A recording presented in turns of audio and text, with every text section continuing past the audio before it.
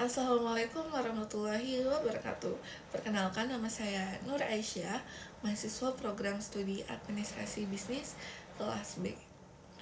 Pada kesempatan kali ini, saya akan menyampaikan review terhadap sebuah jurnal yang berjudul Analisis Kasus Pelanggaran Kode Etik dalam Pembuatan Laporan Keuangan, Studi Kasus Manipulasi Laporan Keuangan oleh PT Kereta Api Indonesia atau Persero. Jurnal ini membahas permasalahan pelanggaran kode etik profesi akuntansi yang terjadi di PT Kereta Api Indonesia pada tahun 2005. Dalam konteks era globalisasi dan digitalisasi, tekanan dalam dunia bisnis semakin meningkat, baik dari sisi internal maupun eksternal perusahaan.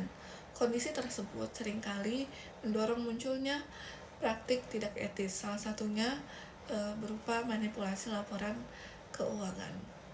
Dalam jurnal ini dijelaskan bahwa PT KAI melaporkan keuntungan sebesar 6,9 miliar rupiah, padahal pada kenyataannya perusahaan mengalami kerugian sekitar 63 miliar rupiah.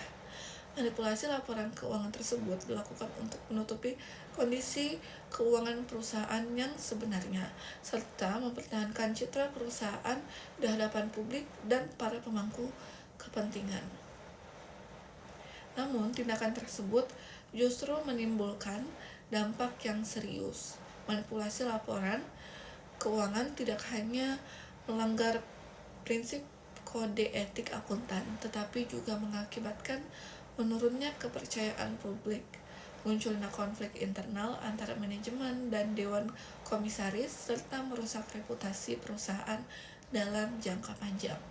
Hal ini menunjukkan bahwa pelanggaran etika dalam laporan keuangan dapat memberikan konsekuensi yang luas bagi keberlangsungan organisasi.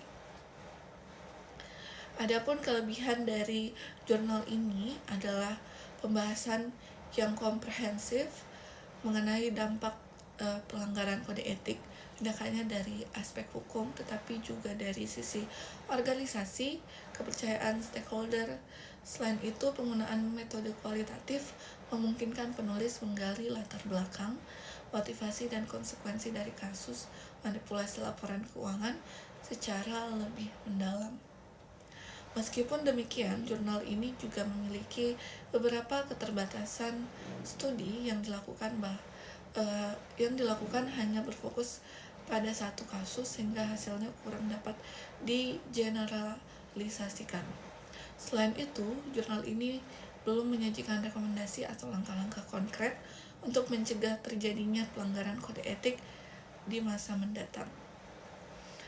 Sebagai kesimpulan, jurnal ini menegaskan pentingnya integritas, transparansi, dan tanggung jawab profesional dalam penyusunan laporan keuangan.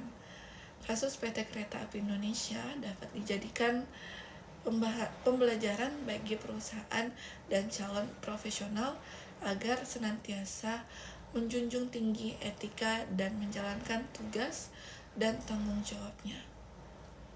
Demikian review jurnal yang dapat saya sampaikan. Terima kasih atas perhatian Ibu. Saya ucapkan terima kasih. Wassalamualaikum warahmatullahi wabarakatuh.